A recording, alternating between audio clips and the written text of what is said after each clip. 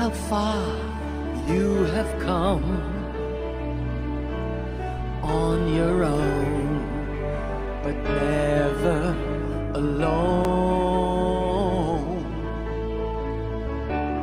Through the rain and through the shine, here's your moment, it's your time. You stood tall and now you see, standing in your destiny. 100 women growing strong. 100 women where you belong. You stood tall and now you see, you have reached your destiny. Woman, woman.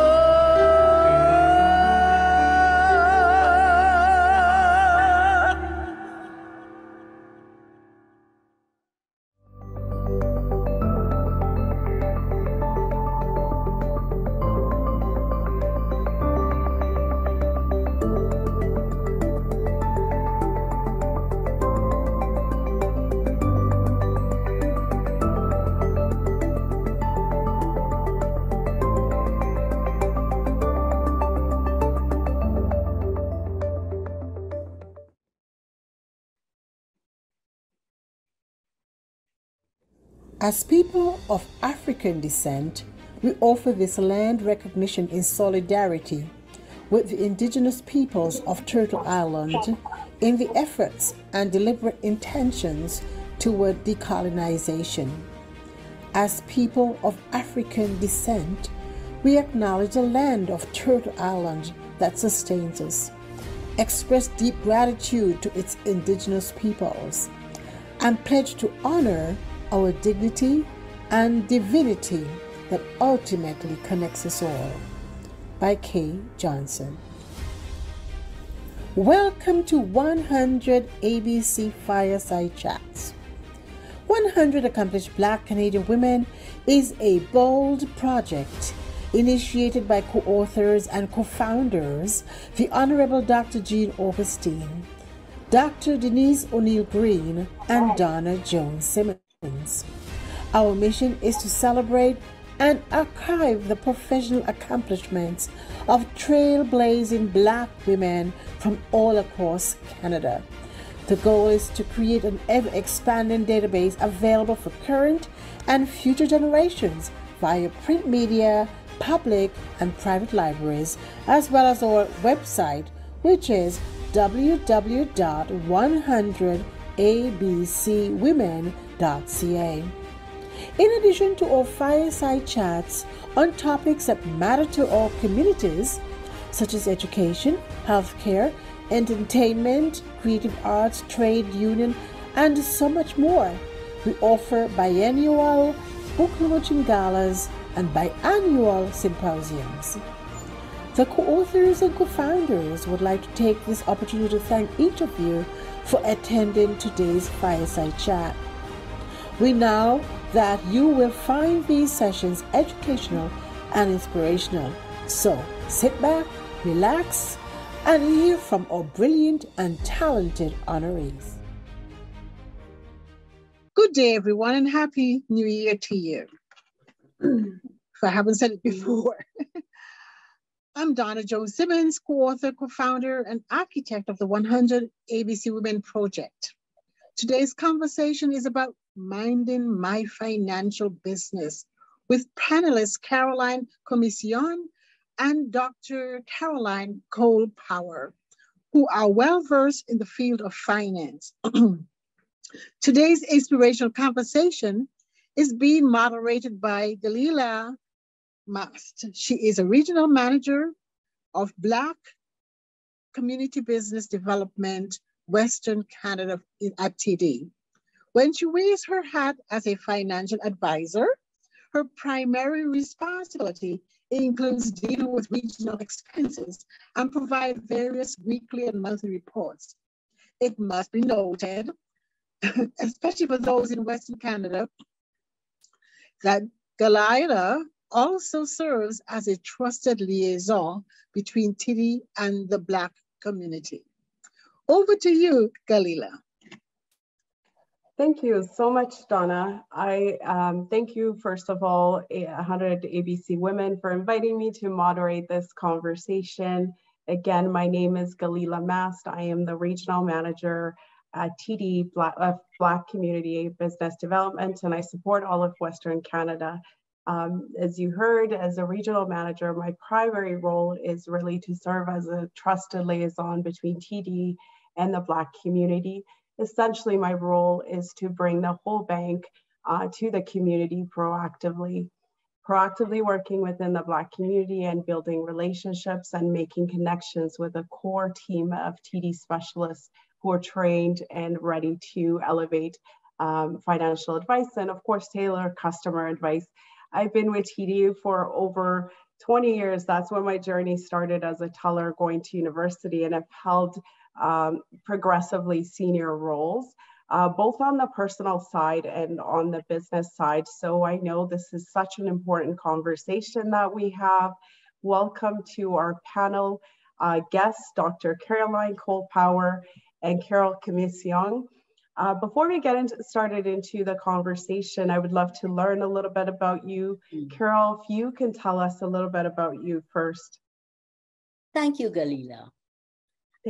I'd also like to thank 100 ABC Women for inviting me here today to talk about something that is so dear to me.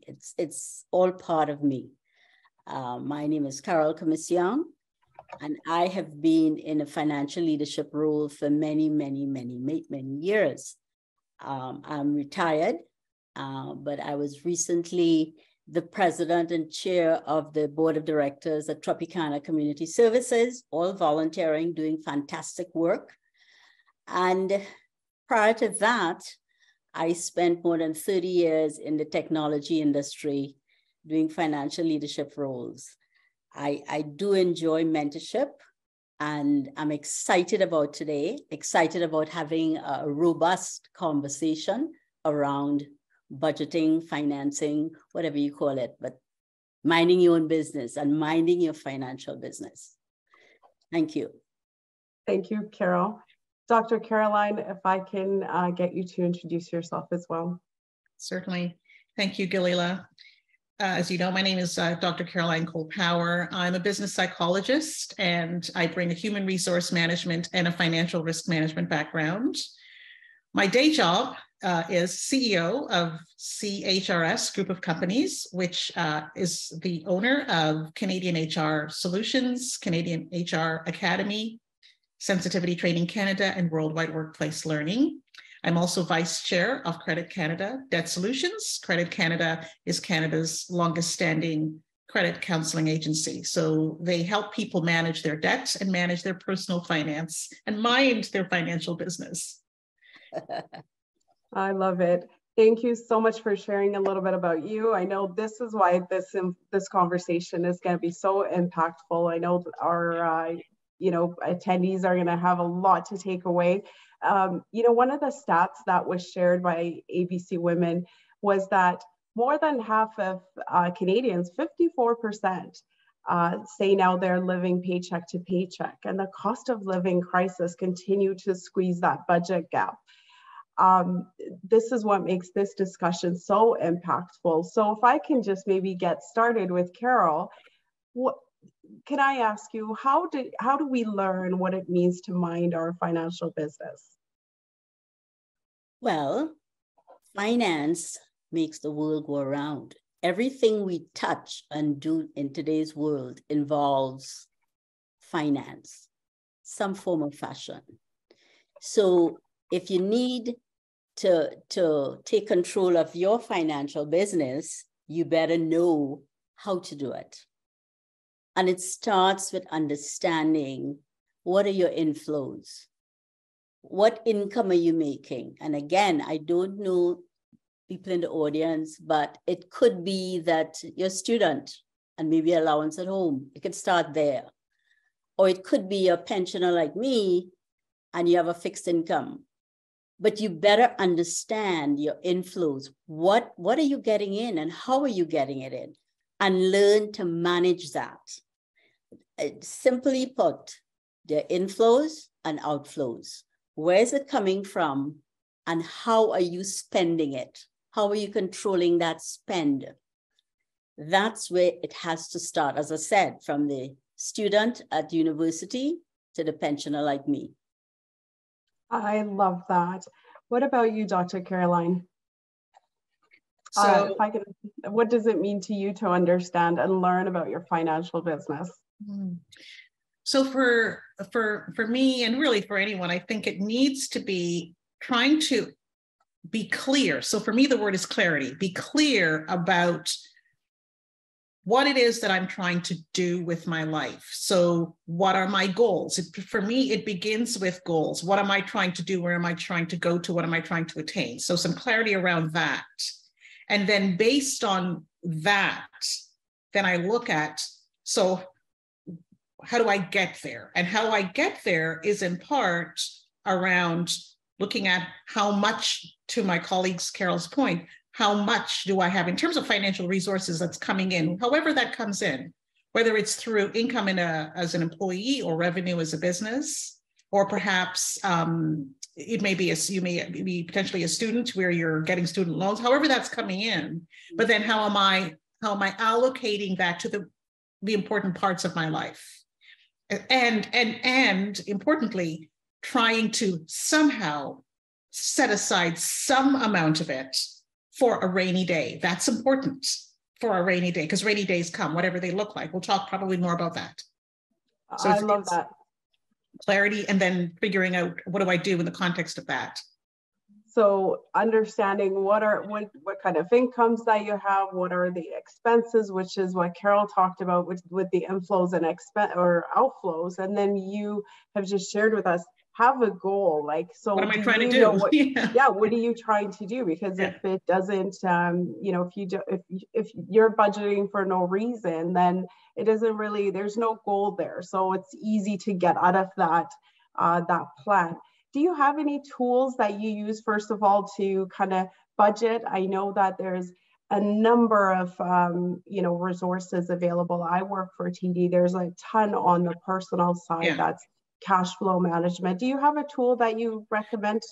So I'm going to talk more to your question, Galila. Talk more about the planning piece, because to me, in my mind, the planning piece comes first. And the plan, I'm very low maintenance, so you don't need to have a big planner, because I don't, use a big planner. It's clarity around what we want to do. So there are many tools out there to plan, but it can be as simple as something like a journal. And it doesn't necessarily have to be at the start of the year where you do resolutions, because I actually don't do resolutions. I don't believe in resolutions. But whatever your cycle is, it may for you, for a person, it may be the calendar year start, but it may be a month. It may be literally picking up tomorrow morning and making tomorrow your day one for your planning. It can be finding yourself wherever you are. But it can be something as simple as a journal. And if you don't have a journal, maybe a piece of paper. And saying to yourself, even these categories, my financial life, my health, my relationships, my faith, whatever that looks like for different people. What do I want to be doing on each of these spheres? Thinking about your life as, if you can picture everybody in the audience and my colleagues here in the panel, picture your life as like a wheel, a round wheel. And thinking about each of those points, financial, health, relationship, faith, as a spoke in that wheel, and understanding that you're trying to get the wheel to be the spokes to be the same length so that the wheel can be balanced and turn. And so financially, again, I need to have some financial goals. I need to have some health goals. I need to have some relationship goals, faith goals. And then because this conversation today is about financial, then understanding, what am I trying to do? Am I trying to save towards an education? Am I trying to, if I'm a student, pay off an education or support an education? If I'm not a student, I'm someone who's working or not working. Am I trying to save towards a down payment Or if I have a real estate, am I trying to pay off the mortgage? Whatever your financial goals are, and then use that as your starting point. And then within that, so that's the tool, whatever it looks like. And then within that and within those goals, figuring out what must I do to achieve those financial goals. The health, relationship, and faith goals are different goals, but I illuminated the financial piece because that's what we're talking about today. And as we speak a little bit later today, I will give you a very specific budgeting tool that you can use. I love that. Thank you so much. Carol, what about you? Do you have a tool that you use for this, or you have used? So I have a very simple document, very simple. So I will sit down and say, okay, I have my salary, I have my investment income, maybe I rented a room, I have some income from that, I have my pension, I list everything, and I don't do a month or a day or a week, I do 12 months. And I also roll that month. So the key for me with budgeting or planning, it's a live document. It's alive. The minute you make it a document that's filed, it's not as effective. Sure. So I started my inflows, as I talked about, everything, every penny I'm getting. So my husband is giving me, or my partner is giving me $50. Here's $50 coming in. Whatever it is, here's my total inflow. And I do that for 12 months. If I plan to get it, if I hope to get a salary increase in August, I will estimate what that will be and I'll put it in. Then I do the same. I do the same with expenses. I have to pay hydro, I have to pay my mortgage, I have to buy food, I have to buy gas. I put everything I could think of. I have to go to the hairdresser, I have to do my nails, whatever it is. And then 9 out of 10 times, when you add up those expenses, they're more than the inflows. And it comes back to, again, just so knowing and understanding. Then you look back and then you say, okay, what am I going to change? Am I going to increase inflows? Or guess what? I'll go to the hairdresser once a month. Or guess what? I'll have a cleaner once a month, not twice a month. I start peeling back so that it gives me the guidance as to what my life is going to be like. And as I said, I do 12 months. I don't just do 12 months, I do rolling 12 months. Yeah. What does that mean? At the end of January, I do from February to January of 2024. I know taxes is coming up. If I have to pay taxes in April, I plan for that. It's a guide. So that's what I do. Thank you so much for sharing that with us. If I can ask Dr. Caroline a question, how does one go about setting up their affairs so that they can break out of the cycle of paycheck to paycheck, right? Establishing like sort of a habit of saving. I mean, we've just heard some great tools. Is that sort of what people need to do to get out of that rut? Thank you for the question. That's very near and dear to my heart because it's something that has been a part of my life experience for decades, actually. So what a person can do is the following. Select a certain dollar amount out of what your income is. Whatever your income is at the time when you're starting, a dollar amount. That dollar amount is going to equate to a percentage. That percentage, as a guideline, you can probably say 20%, but I want you to understand that guidelines are things just to guide us because your particular situation may mean that you can really only put away 10%. So pick the number, but say 20%.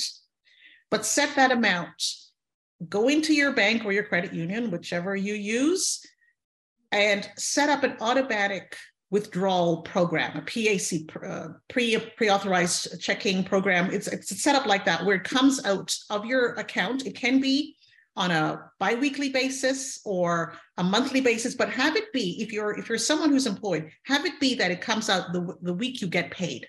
Ideally, the day you get paid, if you can do something like that. So set that up so that when it comes out automatically. You don't feel it, you don't think about it. It's just gone, it's out, and you don't question yourself about whether you can afford it this week or this month.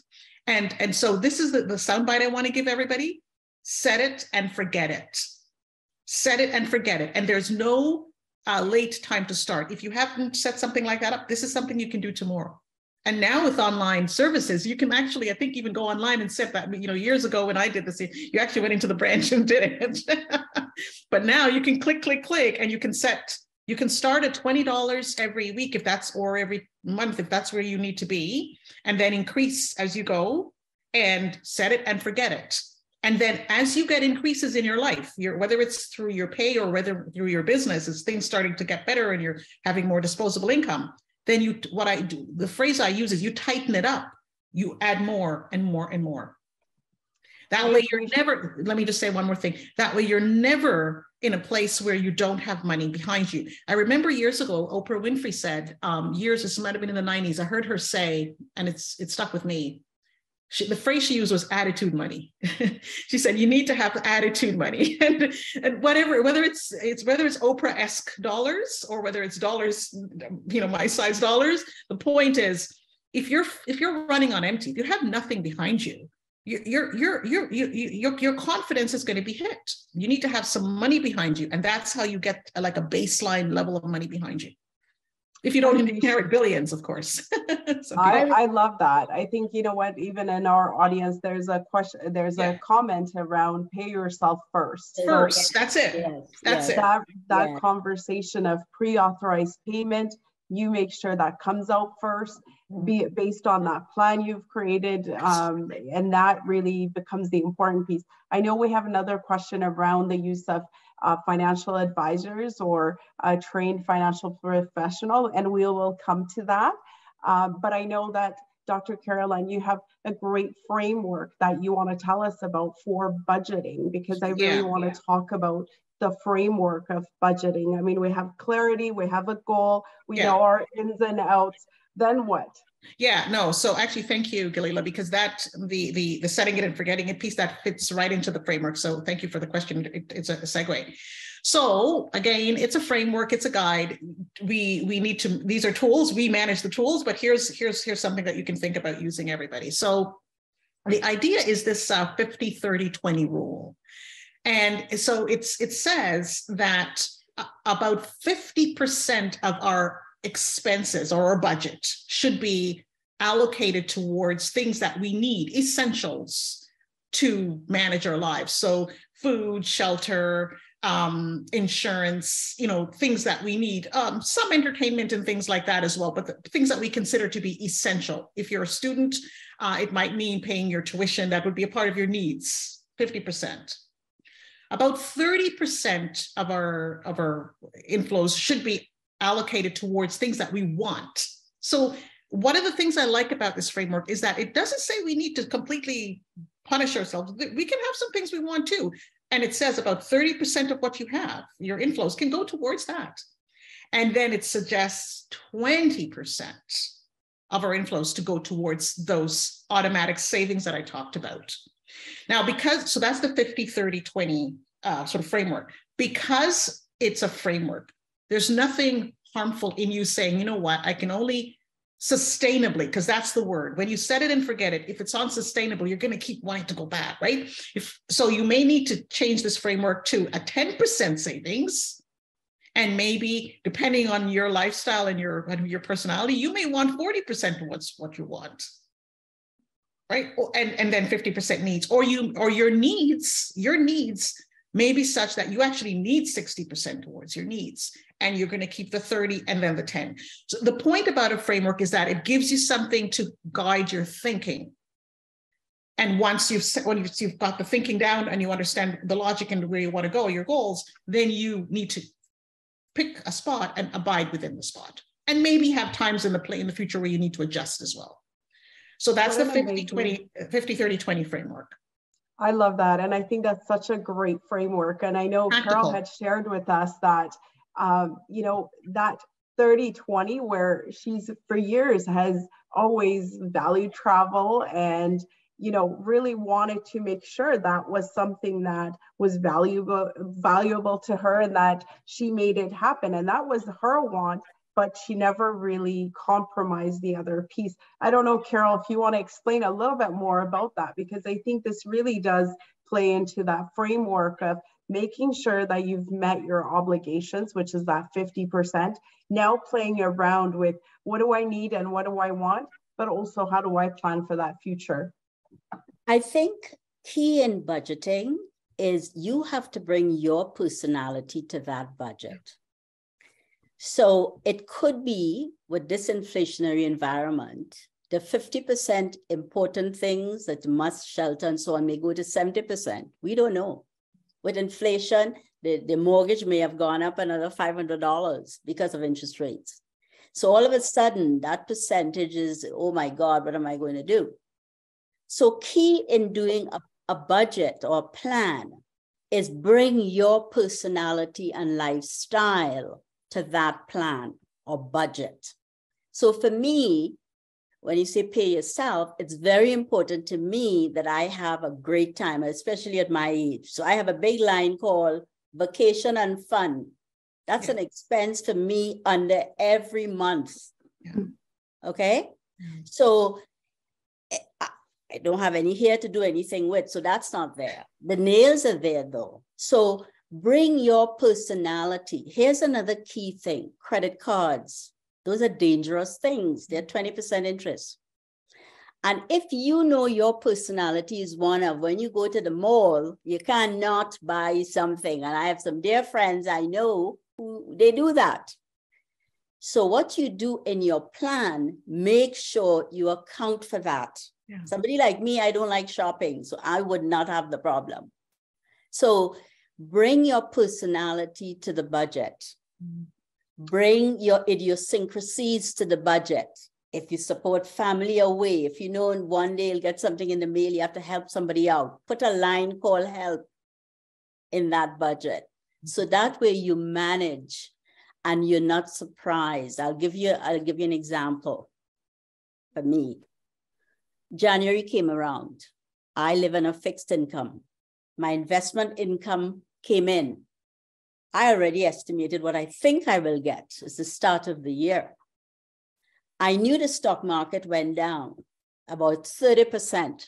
Well, guess what? My salary went down 30%. I didn't have to wait for them to tell me that. So here's another key factor that you must consider when you're doing budgeting. Know the rules of the game. Know the laws. Know what's happening in the economy, right? Inflation is happening. Interest rates are going up. What does that mean to your plan? So be aware. Don't just be blinded. As I said, my little thing that I do as a budget is in plastic. It's next to my bed. And every now and then I pull it. I change it. It's on the computer so I can change it. And you have to make it like your handbag. You don't do it without your handbag. So guess what? It is that important. I appreciate just you sharing the important role that education plays in that, just really learning and understanding what are some of the things that are going to impact our behaviors essentially, or even just saving patterns. If I can just come back to Dr. Caroline and just say, how does one go about sort of shifting between needs and wants? How do we determine which one to compromise? Do you have any thought process on this? I do. Thank you for the question. So my needs, or a person's needs, should be things that directly align with their goals.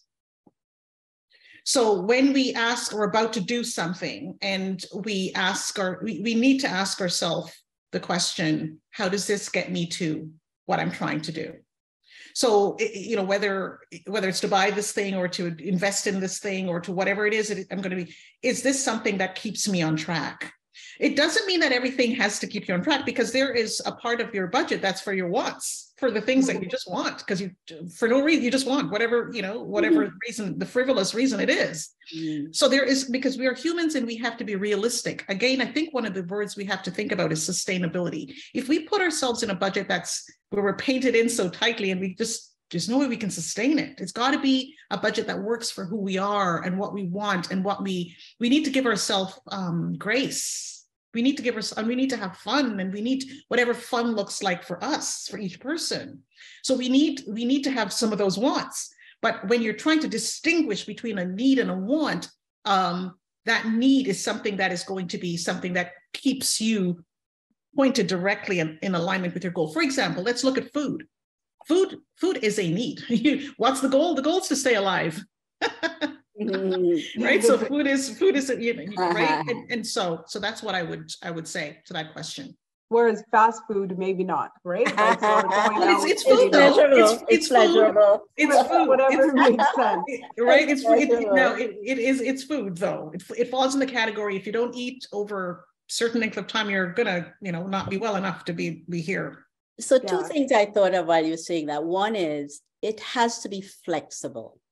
Because you live life every day. Things change. Yeah. So I was thinking today that, remember Ford gave us, you don't have to pay for a license or whatever it is, $100 and something. So if you had 2 cars, all of a sudden that was an inflow of funds.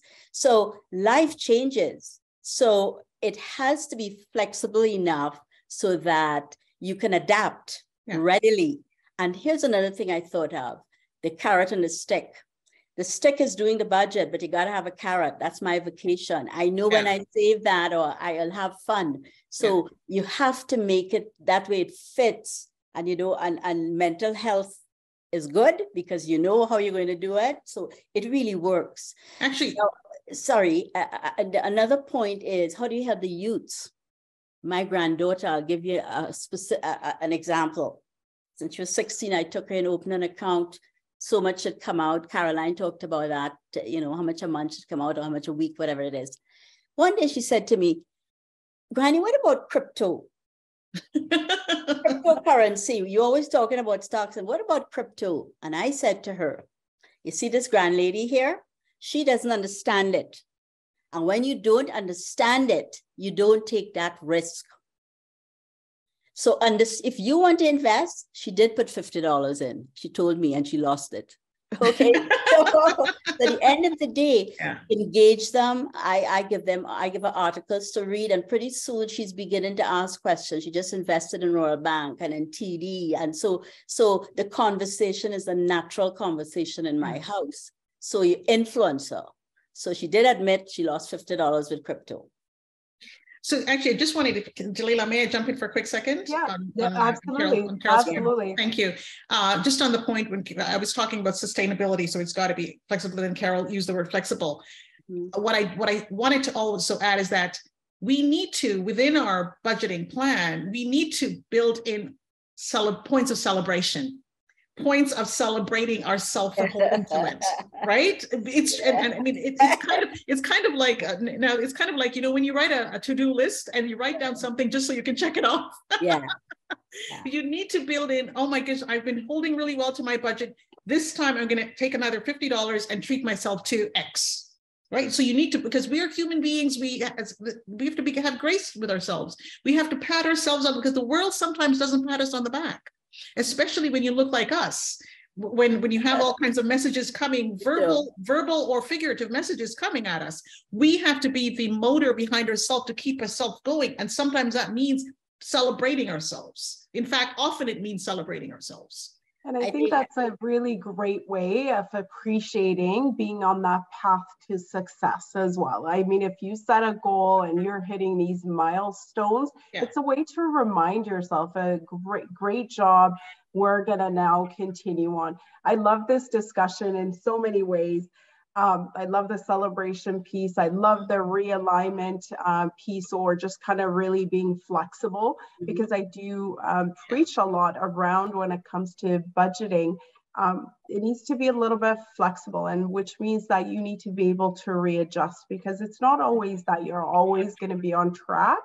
Something could come up, and Carol shared with us about income dropping, and in most cases it's expenses going up. So a lot more people struggle with sort of their expenses are a lot higher, not necessarily their incomes are changing. So if I could ask, I know, Carol, you've shared some stuff around investment income. What are some of the creative ways that people can earn money or build wealth? If you could just unpack that a little bit for us. Okay. So let's start with something that we all know about, once we start work, I guess, taxes. We all pay taxes. Do you know that could be a source of income for you? So how? First thing, understand the tax laws. First thing you look at is, what bracket am I in?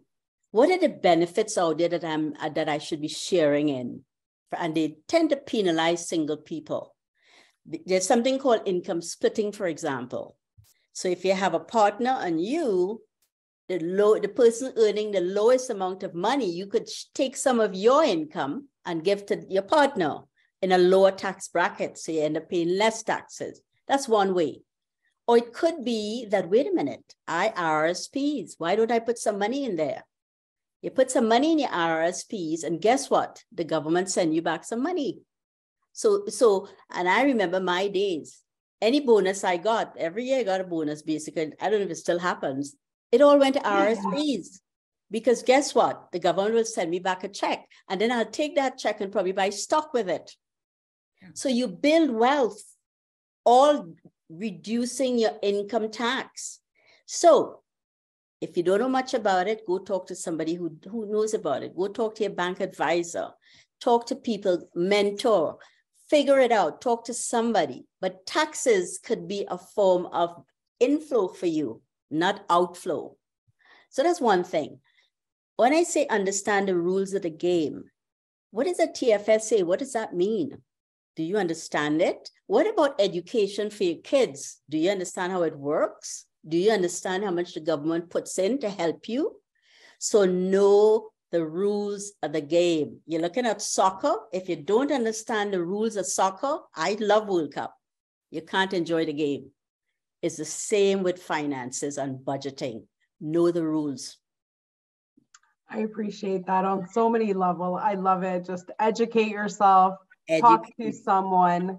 I love that. Anything to add, Dr. Caroline? I very much do. So amazing. I love it. Speaking of hidden places where we can find money, although credit cards are things that can get us in trouble, credit cards are not always bad, because we can use credit cards, one, to establish and sustain a credit record. But also many credit cards, or some credit cards, I should say, have points on them, the points that you get. And some banks have programs where you can convert your points. So for those of you in the audience who have large credit card balances, point balances, depending on your financial institution, you may be able to convert that into purchases of RSPs. This is a hidden area of money that people don't realize. So click on your bank when you have a time, sometime, do some digging, and you may be able to find, I won't call any brand names, of course, but there you can convert the points as one option, convert points and use those points, whatever number of thousands of hundreds of thousands of points, to buy RSPs. And think about, isn't that found money? Yeah, let me add to that. Yeah. So we like travel, we like it. So what I do, so here's a little trick too. You have to have discipline though. Credit cards, you have to respect Mr. Credit Card. Mm-hmm. So when you take that credit card, you go with respect. Mm-hmm. I put all my household expenses on my credit card. Yeah. And I have one card to begin with. I only want one card. Every month I pay that off, but I get my points. Points. And those points, the rewards, I put to travel. So my tickets I get free. Yeah.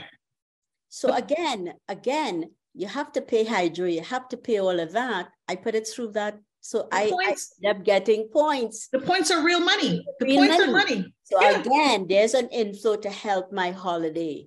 Yeah. Yeah. Or whatever you want to do. You could buy gifts, whatever. You probably know more than me. But at the end of the day, sit back quietly and figure out, how can I tap into what I already have? Yeah. So I can reduce my expenses, because there are creative ways of bringing stuff in and making life. So when I buy a ticket is $1,000 and I see, well, all I have to pay is $200, I'm smiling all the way to the bank, because I use my points. Well, I brought up the points thing too, to use it to buy RSPs, but points in certain institutions, you can use your points to pay down your credit card balance. Credit card too, right? Yes. So same thing. Again, and because my bigger point was hidden sources of inflows for ourselves. Correct. And Correct. there's my banker and me coming out. And I think one of the things that a lot of people need to consider as well when it comes to you, especially if we're talking about for the more disciplined people where you can pay off your credit card, absolutely, there's a lot of benefit in using some of these cards to really tap into the benefit that they give you. But should you find yourself in a scenario where you have high debt load, you know, consolidating that debt into a lower credit or a lower rate credit is also one of the ways that people could really generate or lessen their more, you know, monthly expenses. So just looking at consolidation options as well is something that really people need to make sure that they go talk to their bankers about.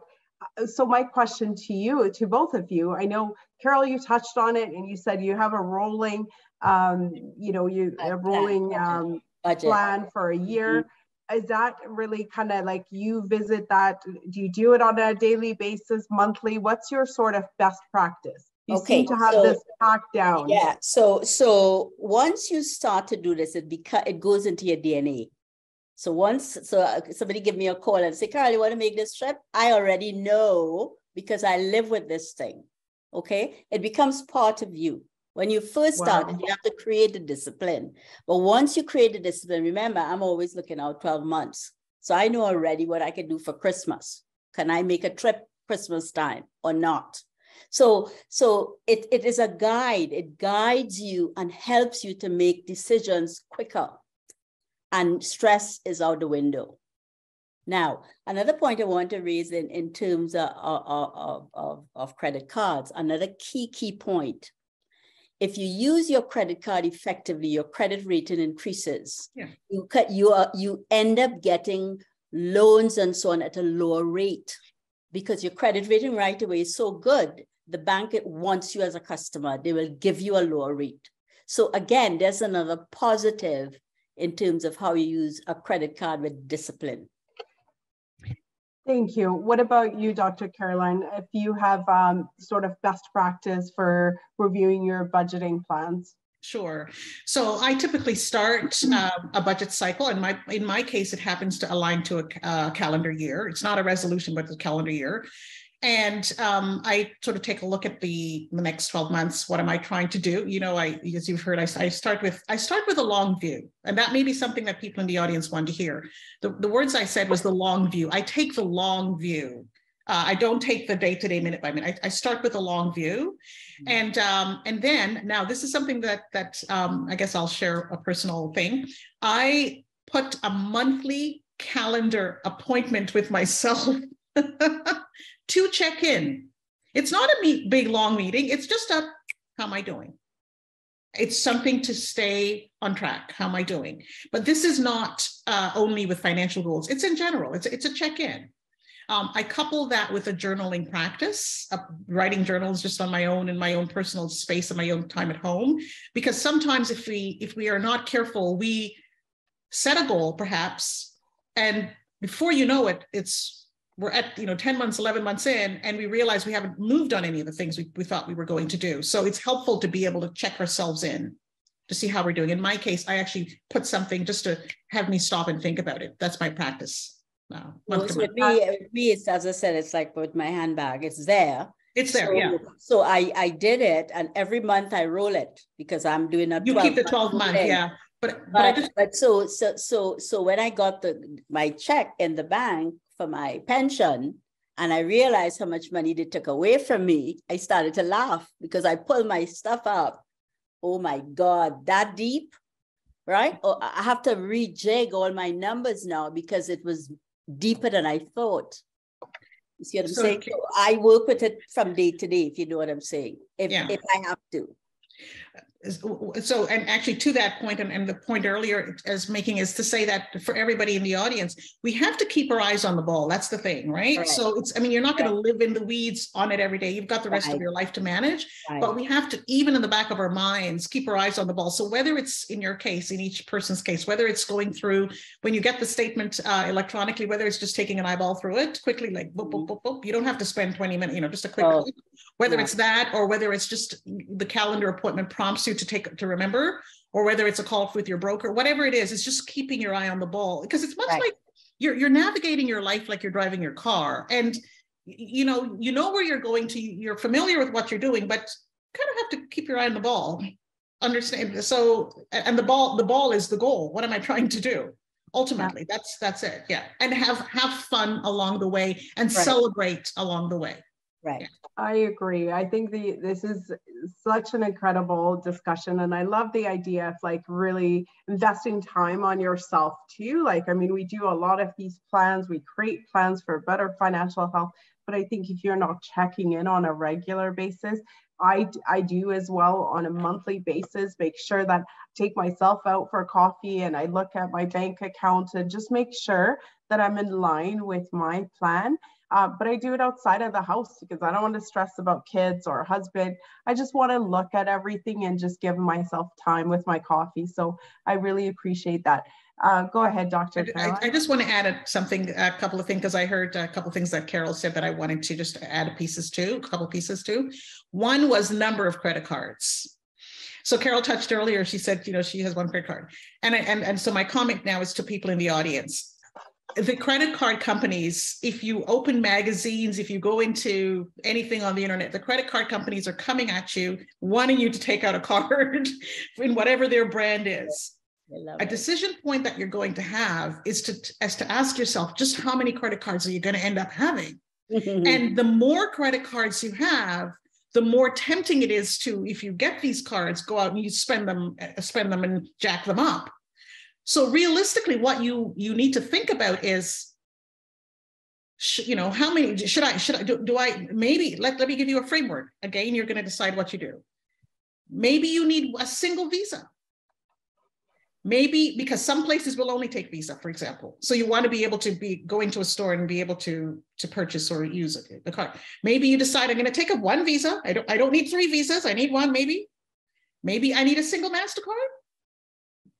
And maybe I need an Amex because maybe I'm a traveler and maybe some of those benefits are really supportive of people who travel. You decide what you're going to do. I'm not suggesting, and maybe you have a certain department store that you really like a lot and you think, oh, I'll take their card, rather than I'll take the department store card for every department store. My point here is simply, to everybody in the audience, think about how you're going to manage yourself. If there is no shame in having more than one card. But I'm saying, I don't know that you necessarily need to have 15. And if you're not careful, you can find yourself having 15 because they're all coming at you, right? So Dalila, can I comment on that? It's true. Yeah. So I have seen where when people get into difficulty, they do kiting. They take money. Use one to pay off the other. Yes. The next one. Yes. So they're just buried in digging deeper and deeper. So this actually is a great point around. So you know what, in fact, actually there's a couple of questions on our from our audience around the use of financial professionals. So when Herbie asked, financial advisor, he says, any thoughts on engaging a trained financial professional such as certified financial planners to assist with any of this? I find that for most of us, financial planning could be overwhelming. And the second question around the same thing is, how do you encourage, or sorry, there was a question around, there was just many questions that came through all of a sudden. There was another question around financial planning. Just gonna see if I can find it, but it says, I use Excel spreadsheet to do my budget. How can I benefit from using a financial planning or planner? So one is around sort of having a trusted financial advisor. What's your thought on that? Have you used one? And what's kind of the best tip and tactics that you have? I'll start with Carol. So I have had a financial planner, and I told the ladies this before, more than 25 years, much, much more than that. And I never forgot the day she said to me, and I'm going to share what I shared with them, Carol, to retire in the lifestyle, you have to have $1 million. You have to save $1 million. And I laughed, of course, that's how many years ago, $1 million, I'm struggling to just make my salary, but that never left me. It never left me. It acted as a guide in my head that I had to start investing in properties, investing in stock. It planted a seed. Here's what I would say. I always fight with my investor, my advisor, and I've had the same one, as I said, for many years. You know why? I get educated. So when I talk to her, I challenge her. So when she tells me this or tells me that, or doesn't do this or doesn't do that, do some education. It is overwhelming. There are all kinds of instruments coming, creative instruments happening every day. All the banks want to get your money. Everybody wants you to invest. You can't keep up with them. So do the best you can. And my book is The Global Meal. I read it every day. If I don't read it, I feel as though I didn't eat. So, or the journal. I read those two things. So I educate and there's a ton of education in the newspapers advising people so that you go equipped when you talk to that advisor. You're not going there and whatever they tell you, go maybe a lousy advisor. I don't know. Or maybe somebody you don't agree with and you don't know how to challenge. So key, educate yourself along the way. Don't pretend to know anything. Let them advise you. And have more than one advisor if you choose that. But let me tell you, it works. I appreciate that. And before I come to like maybe having a mentor, what about you, Dr. Caroline? What's your thought on sort of having a trusted financial advisor, planner? Yeah. I think having a financial advisor is super important. I think about it similar to perhaps having a physician that is in your court. Because when you think about your physician, your doctor, that person is helping with the continuum of care in your life. Well, when you have a financial advisor, this person is in your court and you have a partner that's there with you kind of over the long term, sort of seeing the end view with you, guiding you as you perhaps learn about different options and then making decisions about different options. So it doesn't mean you can't have, a couple of or more than one person, but it's helpful to have someone who's there with you. They're in your court. You trust them. You know that they're going to be looking out for your best interests. You're going to be the decision maker, but they're your co-pilot. They're helping you to navigate, and you actually make the decisions. Super important, because no matter how educated we are, and no matter how much we know, we don't know everything. And if you're not in the lane of personal finance, it's not your lane. There's somebody whose domain it is who can help you, regardless of how credentialed you are. So it's helpful to have that person as your navigating partner.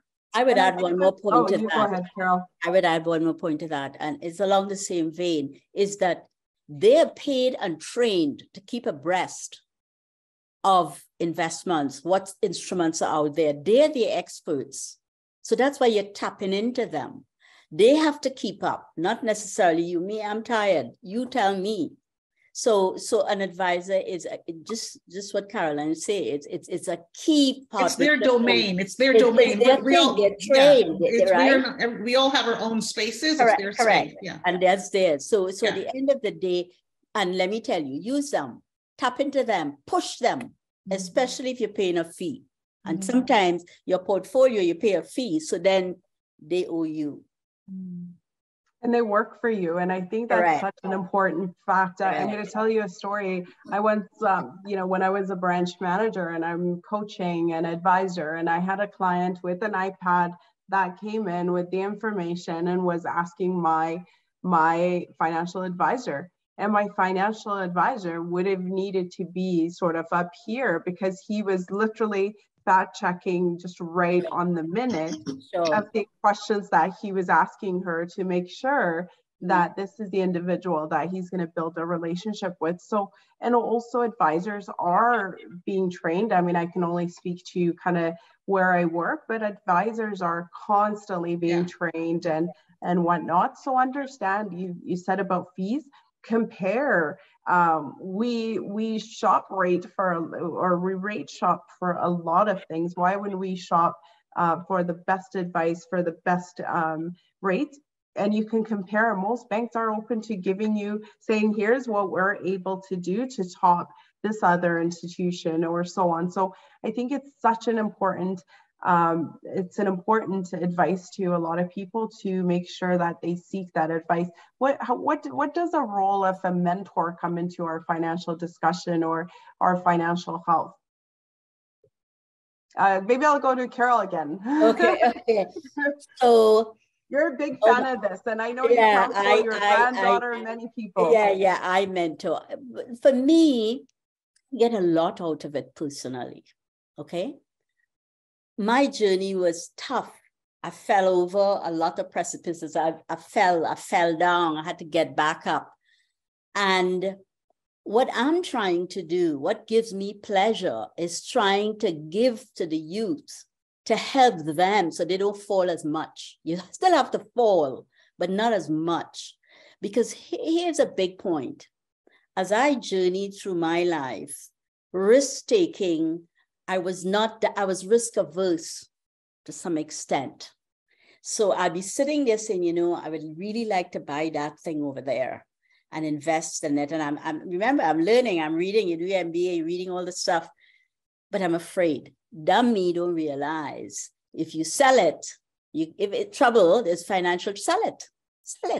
It's an asset. And so key for me is, as a mentor, I get great deal of pleasure from the giving and sharing and helping, especially Black youths, helping them to understand that it's okay to take a risk. It's okay to be educated. Educate. It's okay to say you don't know. It's okay to learn. It's okay to be involved. So for me, it's the pleasure it gives me more than anything else. And I'm like an open book. You want help on this show? Mm-hmm. So for me, it's just a journey of life for me. And where mentoring is concerned, I actually am in some formal mentoring programs through a couple of the awards that I've had otherwise. So not 180 women, but other awards that I've had. A part of that is that you're asked to be a mentor of women in subsequent years. And so for each year, I've been a mentor with a couple of organizations. The work that I do with them is not really about their financial house, though. It's about their career house. Yeah. So, yeah. But sometimes I believe mentorship is all encompassing. Yeah. Right. It's not, it could even go there in terms of their way of thinking. That's what I found. Yeah.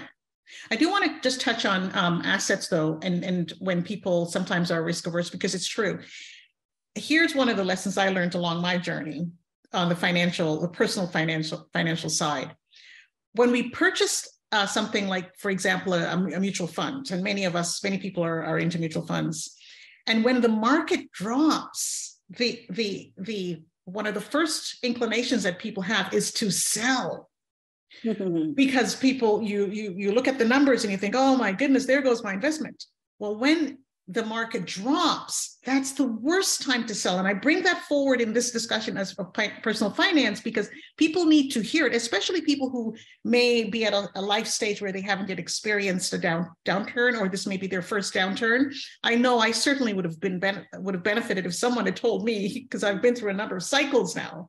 But if I realize that when the market drops, if you have mutual funds or funds that move with the market, that's the worst time to sell, because the market ultimately will likely come back. We don't have a crystal ball. We don't know for sure, but it likely will come back. And when it comes back, when you sell, you have booked a loss. Before you sell, it's a loss on paper. It's not a real loss. You actually only incur a loss when you sell. So I remember, might have been in the 1990s, I had some mutual funds and the market dropped. And of course, I didn't have the benefit of this kind of video to watch, to learn. And I sold, and I realized that's not when you sell. That's when you buy, if you have enough money to make some more purchases, and you hold. So this is what we said at the start of this webinar today. You always want to take the long view. And we talked about the discipline to hold, especially when things are low. And if anything, use that opportunity when it dips to buy. COVID is a good example. COVID is a good example. COVID was a good example. 2020 was a good example. Yeah, everybody was running away from investments downtown. All the apartments were empty. Great time to buy. That was a good example. Time to buy. For stocks too. Great time to buy. 2008, the financial crisis. When everybody's running that way, you go that way. But that takes discipline and courage. But the ladies, everybody who's here is having the benefit. The people who are here and the future generations have the benefit of this conversation to know that it's tough, and you don't even want to look at your statements because the numbers are so bad, but that's the time to hold. Yeah. And I know from, from all of our discussion, we've touched on, when do we take risks, right? And I think I'm pretty sure, and I know for sure, from the banking side, that's when advisors were saying, don't sell. I know it's dropped 50% or whatever the market had dropped at that time. Please don't sell, because this is where you actually take those losses. And I know, Dr. Caroline, you touched a lot on the sort of passive saving, pre-authorized investments. And you can elaborate on this, but that's really when we get to see the benefits of market up and down if we're investing on those on a monthly basis without really having to care. For example, I used to be, I look at the market all the time, but I have all of my investments are pre-authorized payments, because then I don't have to worry about when is the market going down, when is the market going up. Any thought on this? Yeah, let me touch this. I'm glad you brought up that point, because let's since I mean this, I feel like I'm talking to family, so let's just break it open and talk about it all. So in our lives, sometimes you have ups, sometimes you have downs. Let's say someone is experiencing job loss, and you've got this pre-authorized savings set at a certain dollar amount, but you just lost your job. And you can't, they gave you a severance, or you got EI, or whatever it is, and you've got to now make it all work. Even though you have that set amount that's coming up, we need to give ourselves permission to know that we have to go into the bank or online and reduce the amount. Don't cancel it. So even, let's say you had X amount, even if it means leaving still only $5 coming out, keep that up, because when you land that next job, then it's going to feel good to be able to go back in and put it back up to what it was. Because then you say to yourself, I overcame. And when you get the next raise, up and up and up. When you cancel it, it's emotionally almost as if you're giving up on yourself. Keep it there, even if it's $1. Because and if I can actually, and I'll get you to continue on that topic, but I love what you said about having a wealth mindset. Yeah. Can you elaborate a little bit on that too? It's not necessarily, we don't have to reduce expenses. I think it's just having that mindset of wealth. So I watch Shark Tank and Dragon's Den, and I'm, I think about a lot of those things. So I'm a business owner now, as you know. So the wealth mindset is a little different discussion about the setting that pre-authorized amount and holding to it. But I was saying just now, you need to, even though sometimes you might need to reduce it depending on what's going on in your life, things are breaking loose, but you're not canceling it, because no one's going to kick you over. You're going to hold on. So the wealth mindset, a different conversation, is to say that, so let's say you realize, you look at your inflows and you look at your outflows, and you realize that you don't have enough inflows to cover your outflows, financial resources we're talking. You've got a couple of things you can do. You can try to reduce your expense level, your outflows, and that's great, and operate within what's coming in. Or you can decide that, no, this is what my expense level is. This is how I need to live. This is what it is. And I'm going to need to find a way to increase my inflows. So that the wealth mindset is, I need to not shrink myself. I need to make more. So whether it is getting a bigger job, a higher paying job, whether it is growing my business, whether it is collaborating, whether it is me as a fish in a bowl jumping into a bigger bowl, I'm just going to make it happen, and I'm just going to have greater revenue or greater income. And so this is sort of the thinking that you might hear Oprah and others talk about. It's not about shrinking down. It's about, let's just go there. That's a different conversation than before. Yeah. I love it. Carol, do you have anything to add to that before we start talking about how do we bring this now forward to the next generation? Do you have anything to add to this wealth mindset? Yes, I do. So for me, in my time, it was about, I got to build wealth so that I could live the same lifestyle when I want to retire. Yeah. That was my goal.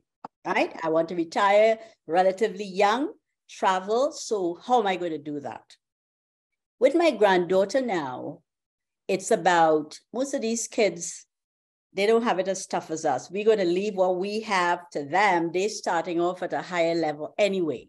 So their headset should be different.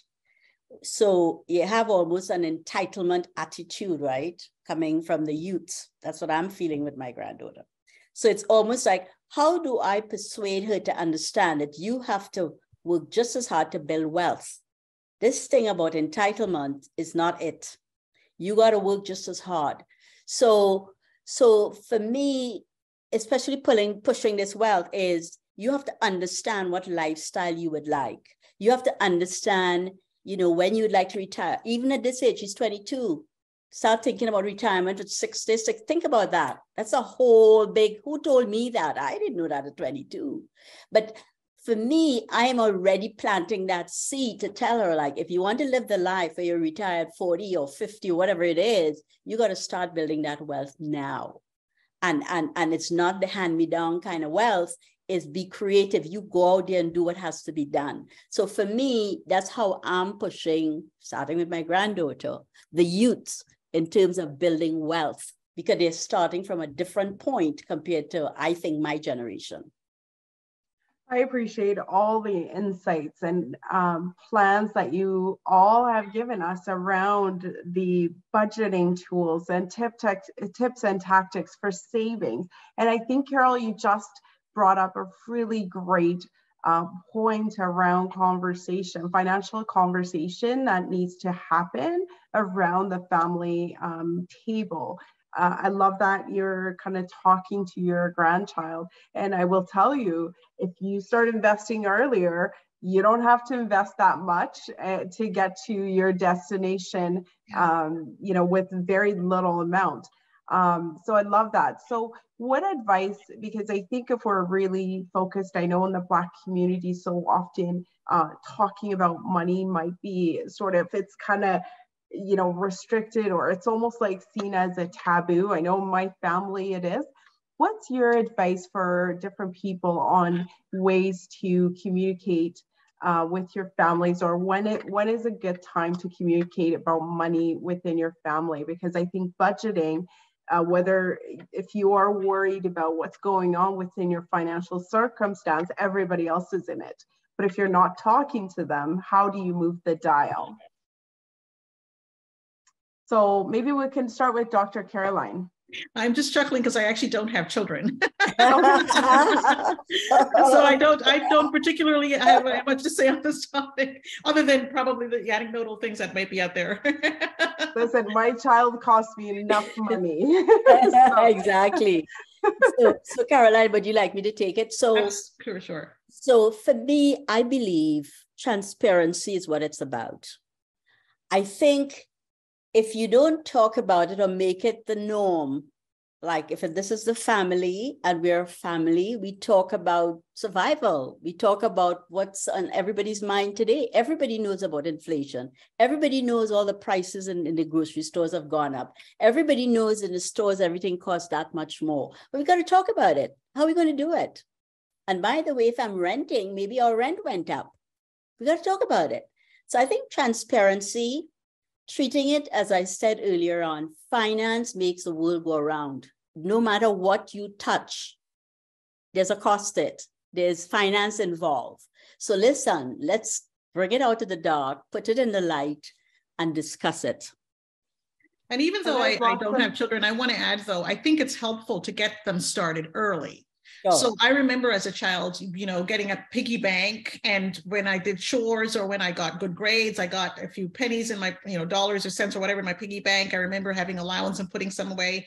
I remember being taken to the bank and opening up a bank account. So I think getting them understanding the importance of personal financial management early is helpful.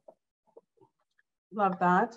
And what about sort of the way I look at also passing on, not only talking about financial, your finances within the family, whether it be a husband, wife, children, and I think starting them early by doing those piggy banks. And I know Yeah. for my children, I do the same thing where we're planning, we're saying, you know, no, if you need this, like you need this much money, you need to save this much money, or you need to do this much chores. What's your view on sort of really starting off our children in the right foot via whether it be down, you know, providing down payment for their first home, or even earlier, RESPs, because you're sort of starting them. And again, I think it comes back to that budgeting tool of, first of all, I do believe that you need to have your own retirement secured, or at least plan for that. But in addition, now you have children. Is that RESP? Is that, what's your thought?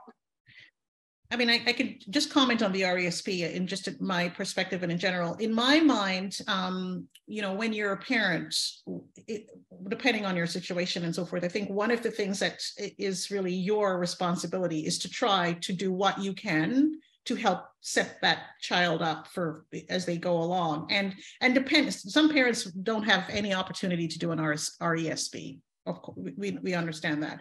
But if a parent does have an opportunity, then that RESP is something that the parent does ahead of time, like, you know, or over the years as that child is growing to help to even pay a part of the schooling. I think that's a different conversation around building discipline and a strong work ethic in a child, so that they don't grow up expecting the parents to take care of everything, that they realize that they have a responsibility to do the work and to earn and to set themselves up. I think Absolutely. Those are two different points, because there's some children who have so much given to them, everything's on a platter, that the parents somehow enable a learned sense of dependency, where as soon as the parent tries to remove their support or the supportive hand, the child fails because the child has never had to do any work. I've right. seen that happen a few times in a few situations. So I think there's a tension between giving enough support and giving too much support. Mm-hmm. Carol, you have children, so maybe. Yeah. So I could give a couple of stories. So too much in my head. So with regards to, and I think this is playing into it, social media is having significant impact on those kids. My grandkid is like the one who's 12. Like, I mean, 2, 3 in the morning is, off of school. I have to scream and yell to get to your bed. Let's try to throw the thing away. Social media has a great influence on these kids. Yeah. Right? Huge. So what I have done with the little one is I try to bring social media with development, with reward, merging all those characteristics to end up with something. So let me tell you exactly what I do with, her name is Kylie. So for Kylie, math is not her favorite. So I said, okay, if you do extra math, it was August time when I started this, Granny will pay you for every sum you do. And it's up to you how many you do. But you'll get $20. And anything you get wrong, I'll be deducting. If you did 10, so if you did 10, I don't know, exercise, 10 sums, I guess, it's $2 one, and that's too little. You got to do more than that. But if it's 10, it's $2 for one. So this time she sent this thing in and 2 were wrong. So I deducted $4. Well, I never heard the end of that. But guess what? Over time, and she kept doing it. So all during the summer, I would be getting every week, I said, oh my God, all my money is going to this child. But at the end of the day, her report card at the end of that term was very good for math. And that's when she got a big reward to go into her education fund. So I've used the social media, we're communicating on the same time, we're doing all of that. But I also gave her a task. I also rewarded her, and her education plan grew. Mm-hmm. And so I try to embed all of those things so that I could get her to pay attention to what I'm trying to get her to do. I don't know if that answers your question, but that's one of the things I did with one of my grandkids. And I think that's such a really good point of we talked a lot about sort of what is our goal, what is sort of our plan. And we also, when it comes to our children or sort of how we're planning that, we need to be disciplined in sort of executing that plan. So you wanted to teach her sort of, hey, you know, I will do this, but your part of the bargain is this. Correct. I think the education plan is sort of similar. It does set on, I think there's a couple of comments here, actually, young people are facing difficult challenges in today's world. So it's really, really important to give them a solid foundation to be agile and resilient in the current environment. And I think being able to, you know, Dr. Caroline, you touched on it, not everyone could possibly start the RESB, not everyone could do that, but you know, should you be able to start on a smaller scale, I think you can put as minimum as $25. And also not to forget, there's lots of benefits of RESBs. Talking about more money, if you put in $100, the government will add 20% there, so you have $20 there. And so there's lots of benefits of kind of doing this and really starting children with the solid foundation. In the same way, says children whose families read with them from an early stage do better in school. When we talk to children about costs and budgeting included, including reading books with them, become more financially successful. And I do want to sort of, you know, tell anyone that's on in our audience, there's again lots of tools and tips and tactics for people. You know, talk to your bank advisor and say, you know, how do I talk about this? How do we set them up on the right plan to be able to really execute on, you know, a proper plan for them? So I would just like to comment on something. Sure. I'll give a little tip.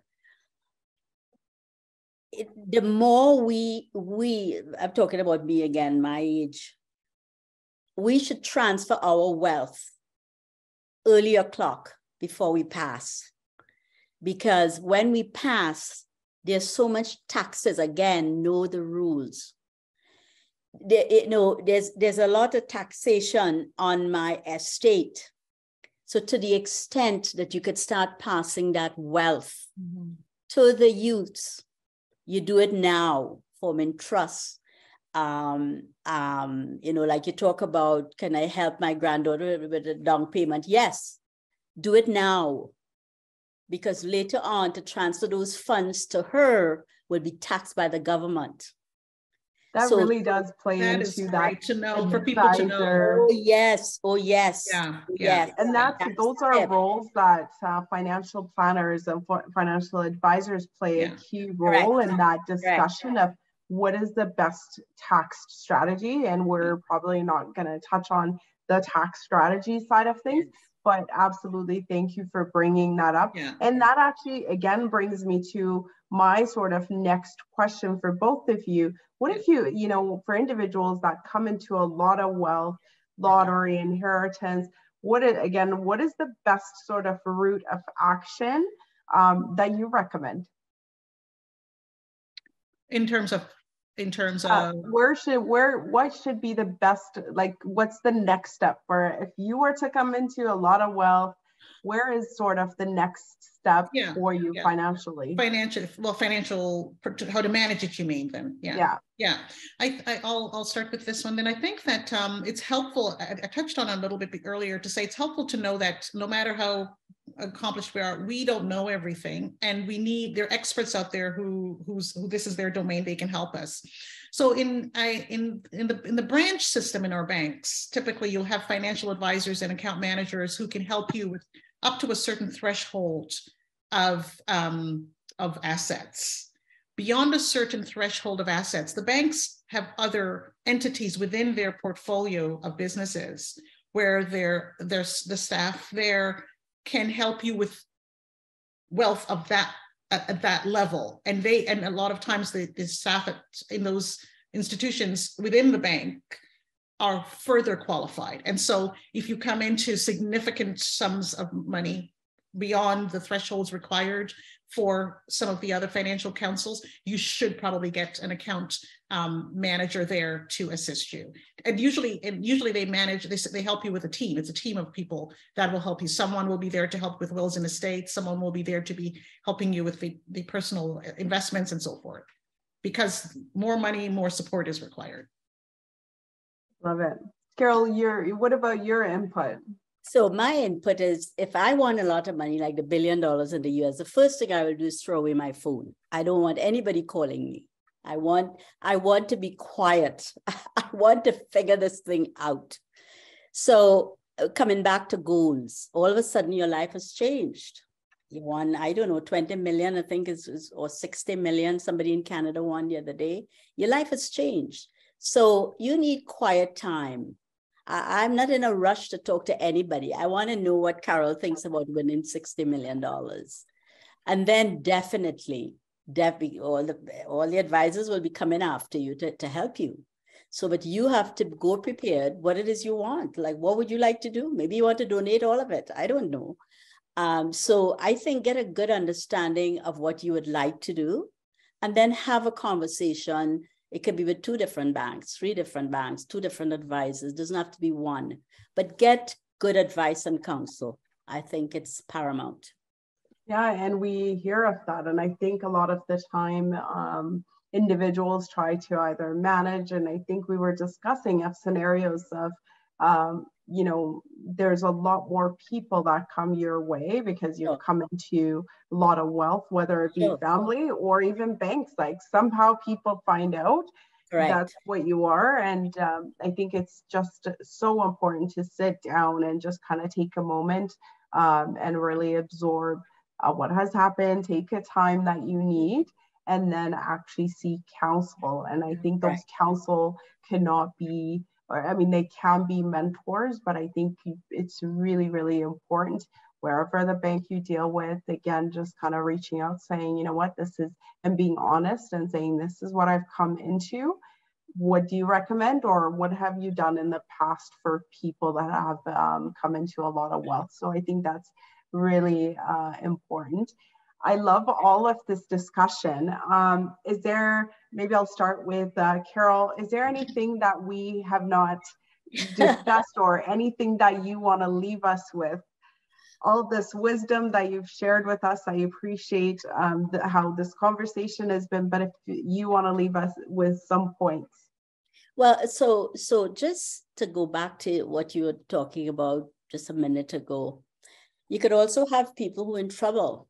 They're way extended themselves. They want all this money, went crazy. And there are a lot of lottery winners who have gotten into trouble because they didn't manage the funding properly. So to the extent that you do get in trouble, go to the doctor, go and get advice and counsel to get you back instead of just drowning. I just want to make that point. In terms of today's discussion, what I'd like to leave with people is this. Budgeting should not be a difficult thing. It should be part of your DNA. It's a guide to make your life simpler, less stress mentally, because you know how you're going to cope. You have a plan. A plan of action makes life simpler. So budgeting should be, you should think about it that way. Let it become part of your DNA. And huge for me, it's a living document. It's not a document you put in a drawer and every now and then, well, how is it? No, it has to be that it's guiding you. It's a co-pilot. And so to me, I'd like to leave that. And another big thing, don't be afraid to take risks. We tend to be afraid. Don't be afraid to take calculated risks, not just risks, calculated risks using your budget and planning. Yeah. Thank you so much. What about you, Dr. Caroline? What advice do you have for our audience, or a message that you want us to depart with? Absolutely, thank you.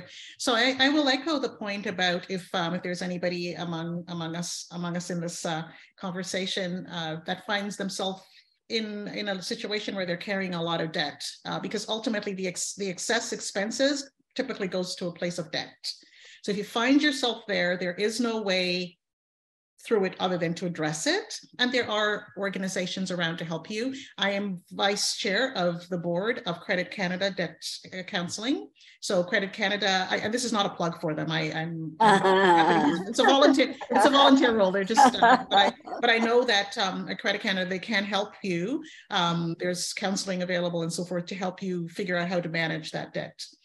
So that's the first thing. Then just to the overall topic of budgeting. Budgeting is really something that needs to be something that you do that helps you to keep your eye on the ball. Keep your eye on the ball. So it doesn't mean you're checking every day. It doesn't mean you're stiff in a stiff jacket. It means that you're just understanding that you're not going to be getting into purchasing things that you really ultimately don't need and that are going to put you in a place of debt. That's what it is. Whenever you purchase, this is my last point, whenever you make a purchase, any kind of expenditure, if it's on something that is an asset that is going to grow your wealth, make you better, get you closer to your goal, this is an investment. I'll say it again, when we spend on assets, we need to see that as investing in it. So one example is education. When you spend on getting educated or staying educated, yes, it's true, you did spend some money on it, but it's an investment. When you buy the next pair of red bottom shoes, they're really pretty and they're really in, but it's consuming your resources. And it doesn't mean you don't consume, because we do have some need, we do have some wants, and we need to have an opportunity to give ourselves the wants, and we need to have an opportunity to celebrate. But if everything that we are spending on is something that is just about pure consumption, we will never see our money. And we as Blacks are known to be largely people who are consumers of resources rather than investors into resources. So my final point, put in other words, is that when you're going to spend your next penny, ask yourself, is this an investment or is this a net expenditure? Thank you. My goodness, that is a lot of amazing takeaways that you've given us. I know for me, my notes are just overfilled. There's so much nuggets that you shared with us. I appreciate, what Carol, you shared with us about sort of a 12-month rolling average, and really needs to be a forecast. And I really think that's what a budget is. You need to have a plan, a clear plan. It needs to kind of be forward looking, and then you need to be agile to adjust. I love that. I love the framework that Dr. Caroline has given us about the 50-30-20 framework. And I appreciate the entire message around let it be part of your DNA. Don't be too hard on yourself. You can fall back, but readjust or realign, recalculate. And I think that's just such a message that I want to leave with. Again, don't be afraid to loop in those advisors, even maybe in some cases, educate yourself, but in some cases you might not know anything. That's why these individuals at any of your financial institutions or wherever you bank are there, they're trained, they can help guide that process for you, or process of education, get that started. I appreciate all the nuggets that you've shared with us today. Thank you again, 100 ABC Women, for having us all here and for letting me moderate this amazing, incredible, and very insightful discussion.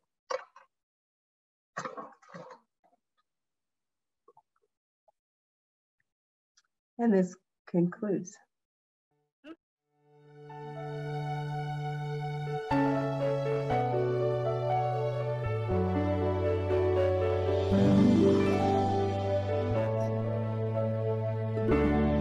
Look how far you have come on your own, but never alone. Through the rain and through the shine, here's your moment, it's your time. You stood tall